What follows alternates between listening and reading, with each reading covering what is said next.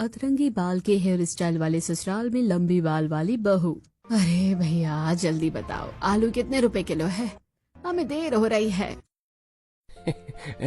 अरे 40 रुपए किलो है अम्मा जी, आप कहें तो 2 किलो तौल दूं। ठीक है, 2 किलो आलू जल्दी से दे दो। सब्जी का थैला हाथ में लिए हुए दोनों सास बहू बाजार से बाहर निकलने लगी। तभी सड़क के किनारे खड़ी मिसेस खन्ना और शिमी की नजर उन पर पड़ती है। देखो तो ये कौन लोग हैं? ये क्या करा दिया इन्होंने अपने बालों के साथ? वो बुढ़ी अम्मा को तो उम्र का भी कोई लिहाज नहीं। जिस उम्र में बाल सफेद होते हैं उस उम्र में उन्होंने अपने पूरे बालों को नीला कर लिया। ऐसा हेयर स्टाइल पहली बार देख रही हूँ मैं, मिसेस खन्ना जी। अरे मम्मी, इन लोगों की तो वीडियो बना लेनी चाहिए, वायरल हो जाएगी, कुछ मिनट में हजारों लाइक्स आ जाएंगे। अरे सिम्मी बहन, अभी तुम इस मोहल्ले में नहीं हो, जरा कुछ दिन और रुको तो तुम्हें सब पता चल जाएगा। सिर्फ यही नहीं, इनका पूरा खानदान अतरंगी हेयर स्टाइल करता है, बल्कि पूरे मोहल्ले में इनका घर फेमस है, अतरंगी हेयर स्टाइल वाला घर। पर ऐसा क्यों? कोई तो वजह होगी, जानबूझकर कोई अपना तमाशा थोड़ी ना बनवाता है। खैर, मेरे समझ से परे हैं ऐसे लोग। पूजा और गरिमा ये सारी बातें सुनकर अपने घर आ जाती हैं। नंदनी कहाँ हो? ये सब्जी के थैले किचन में ले जाओ, एसी भी ऑन कर दो, बहुत थक गए हैं। क्या हुआ दादी? बाजार में ज्यादा ही थक गई या किसी ने कुछ कह दिया जो आपको इतना गुस्सा आ रहा है? तभी बड़ी बहू नीलम अपने अतरंगी जूड़े में मोर पंख लगाते हुए हॉल में आती है।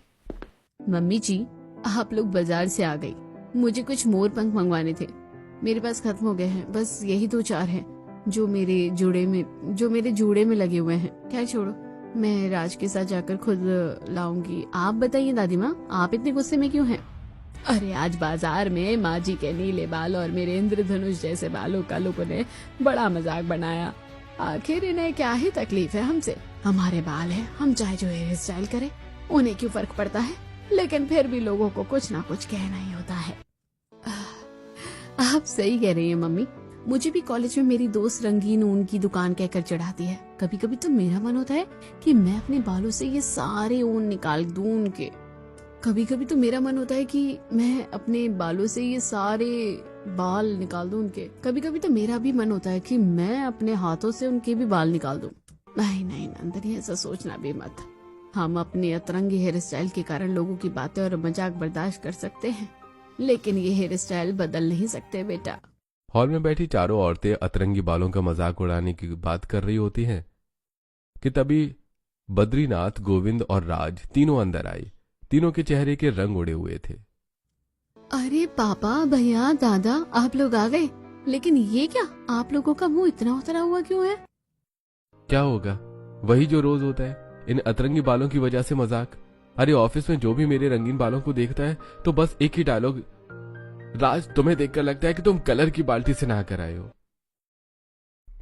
अरे बेटा, इस तरह परेशान नहीं होते, मजाक तो हमारा भी कई सालों से उड़ता आ रहा है।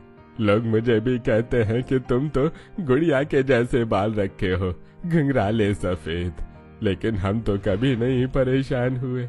कुछ चीजों को हम बदल नहीं सकते, तो उनकी वजह से परेशान भी नहीं होना चाहिए। आप ठीक कह रहे हैं बाबूजी। पहले मुझे भी अपने इन बैगनी स्पाइक हेयर स्टाइल की वजह से लोगों का मजाक बर्दाश्त करना पड़ता था, लेकिन अब आदत सी हो गई है। ये बातें चली रही होती हैं कि तभी अचानक से गरिमा जी का फोन बजता है। हेलो मौसी जी, बताइए मेरा काम हुआ कि नहीं हुआ? मुझे बड़े दिनों से इंतजार था आपके फोन का। अरे गरिमा, मैंने बहुत कोशिश की, लेकिन हमेशा की तरह वही जवाब। लेकिन तू परेशान मत हो, मैं कहीं दूसरी जगह देखती हूँ। यह सुनते ही गरिमा ने फोन काट दिया और वहीं मुंह लटकाए बैठी रही।